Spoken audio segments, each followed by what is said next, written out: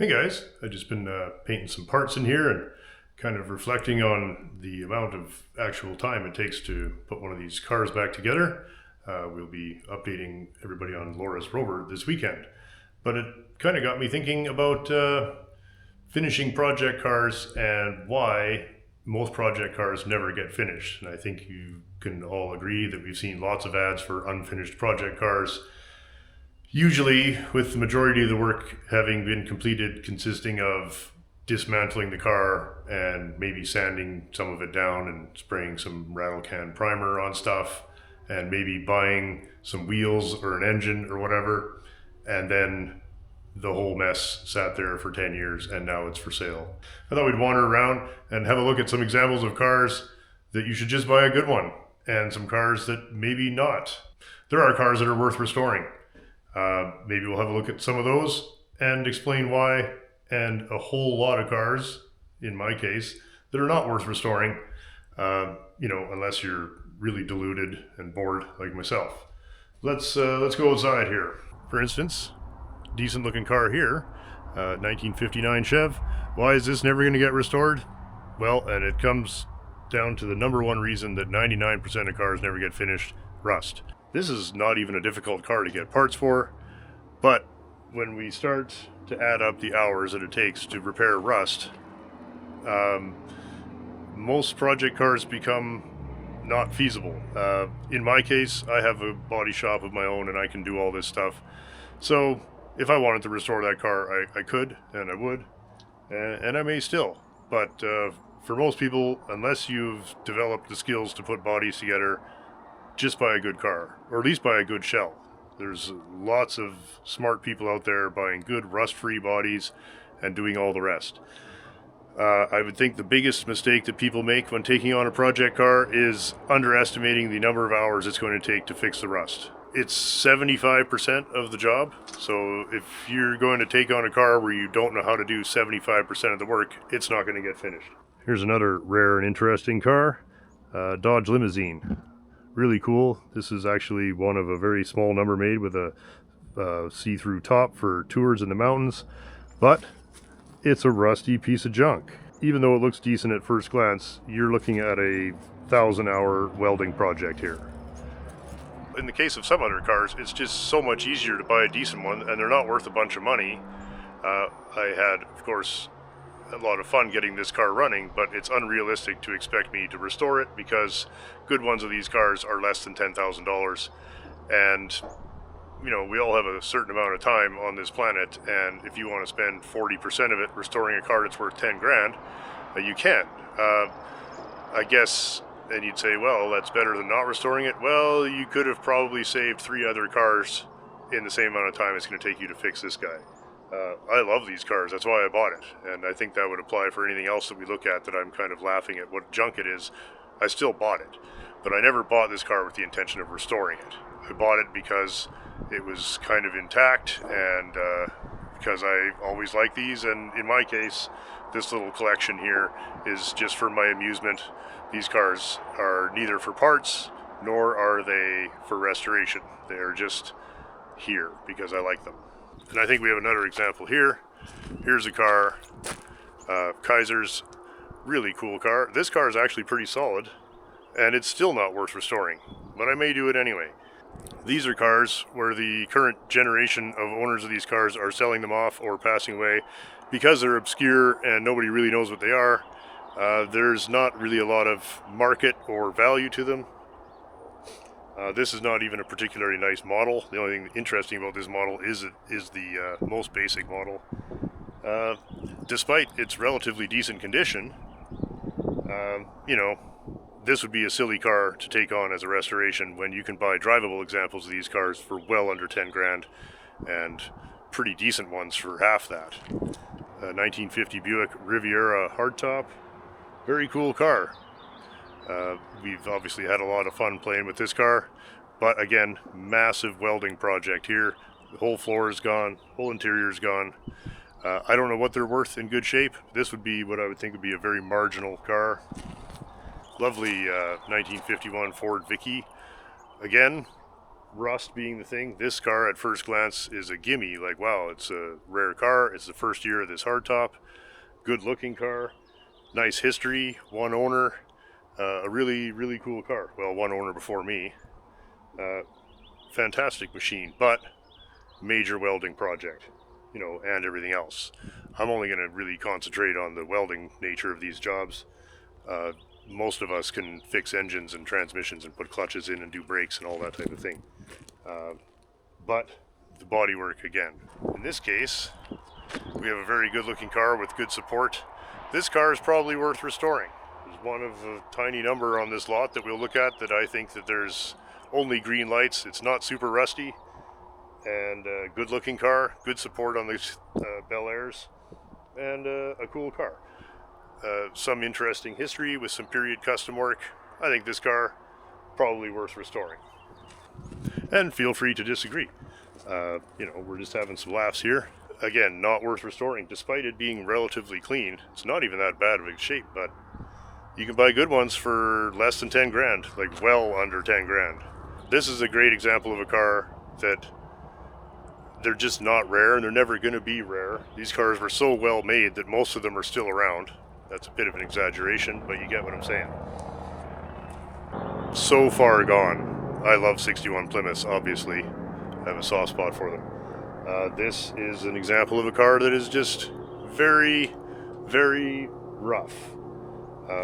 Anything can be restored. Let's not pretend that it can't, but just not worth it.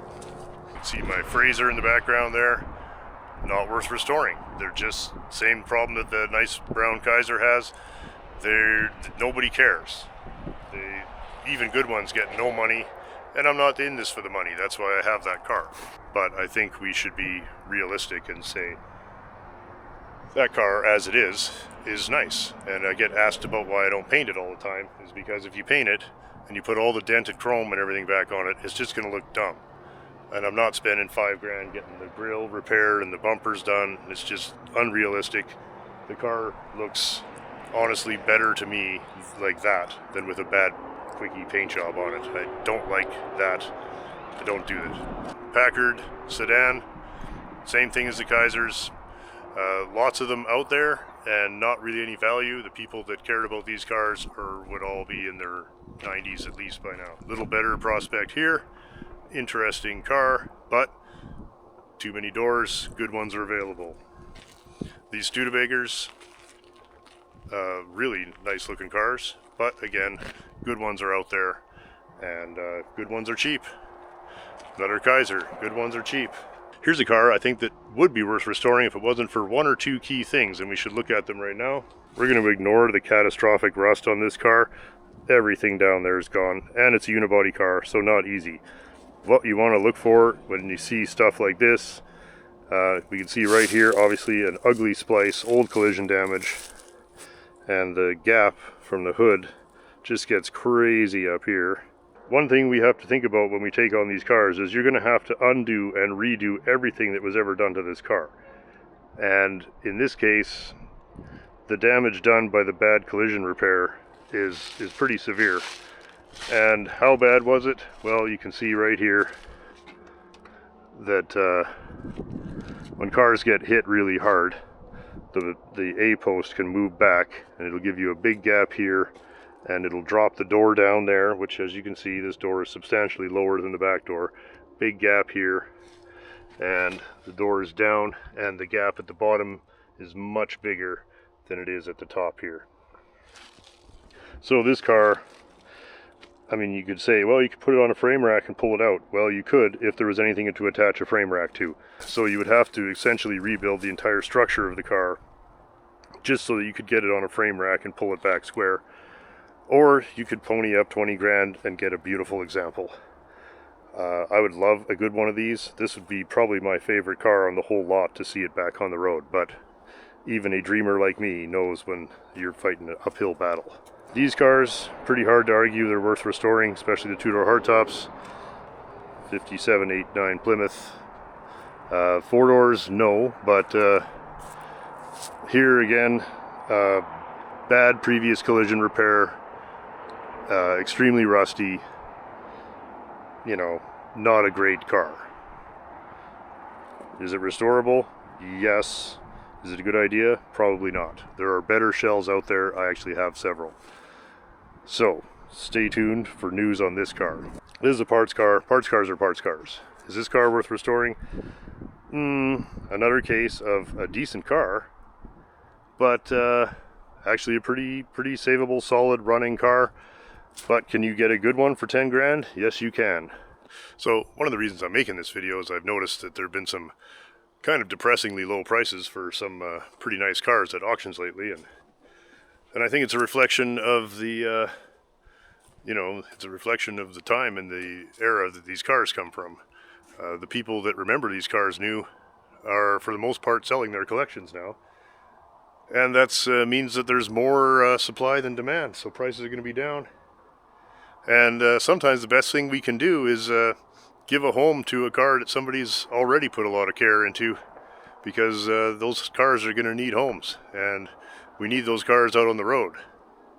Sometimes even extremely rare cars are probably not worth restoring. Here's another car like the Fraser where, despite the relative rarity, this is a Canadian-only car and only made for 1 year, and probably not very many of these left, but nobody cares.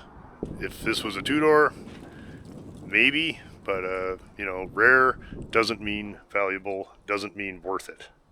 And don't get me wrong, I restore a lot of cars that aren't worth it, but I'm just saying, if you're looking at a project, think about this stuff before you buy something. Here's a case where we have an extremely rare car, a 1958 Studebaker Commander two-door hardtop. That's a rare car. Is it worth restoring?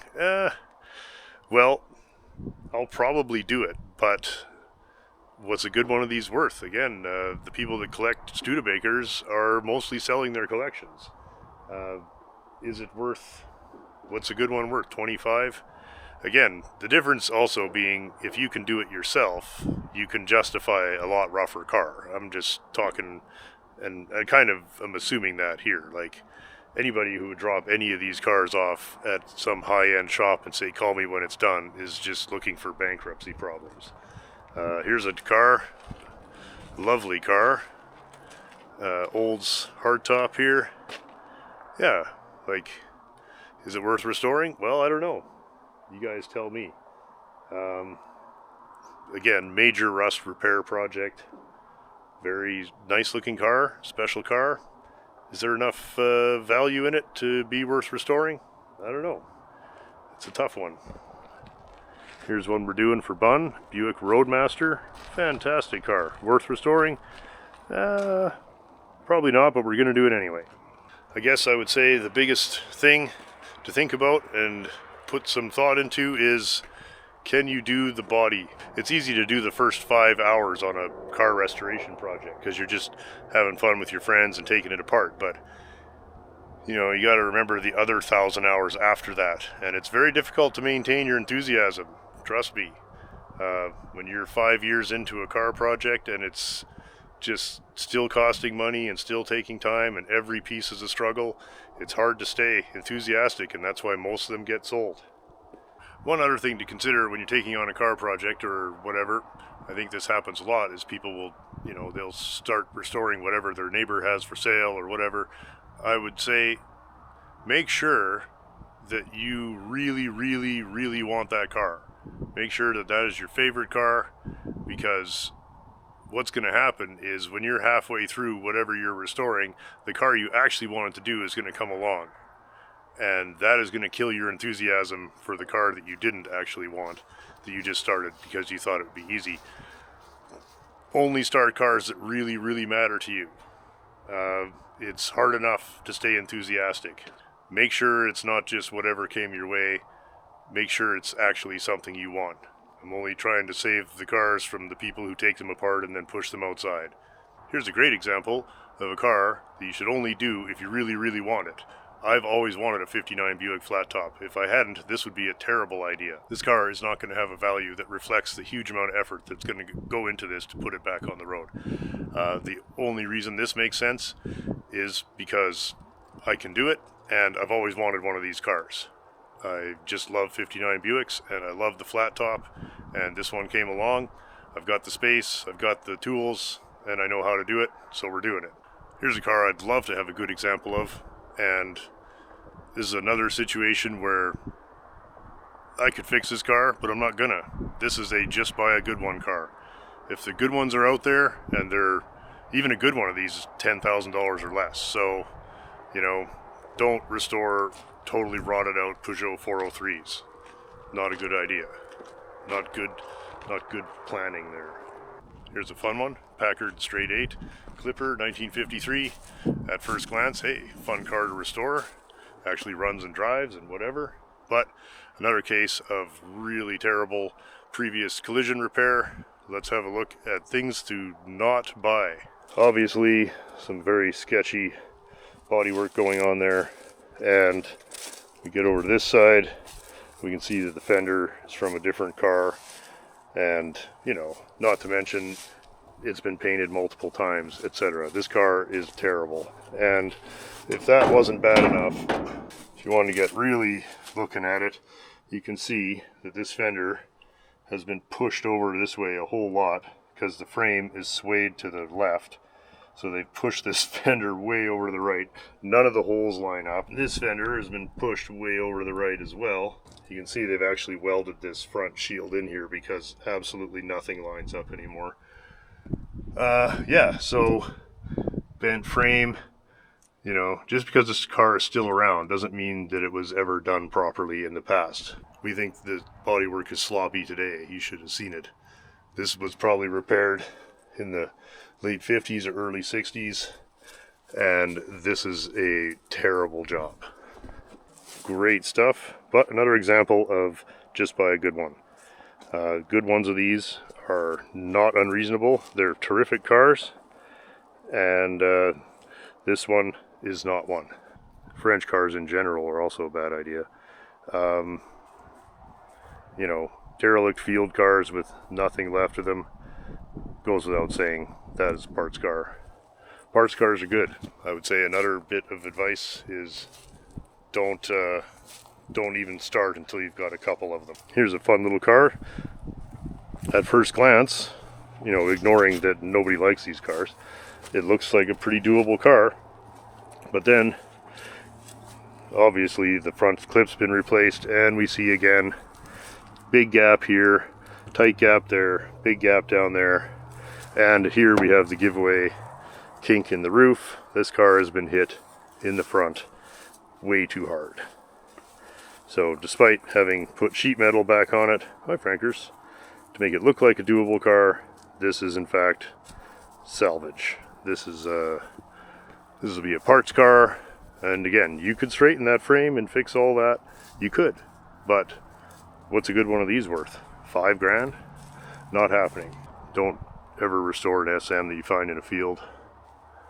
Here's another example of a very cool car. Is it restorable? Yes, but big welding project. Even though it doesn't look like it, big welding project. Thanks for wandering around with me today. Hope we have something to talk about or think about here.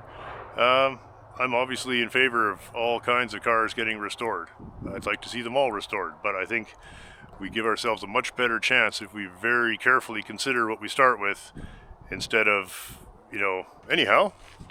I hope you all have a terrific afternoon, and we'll see you on Saturday for more of the... He's a regular contributor. Same old shit.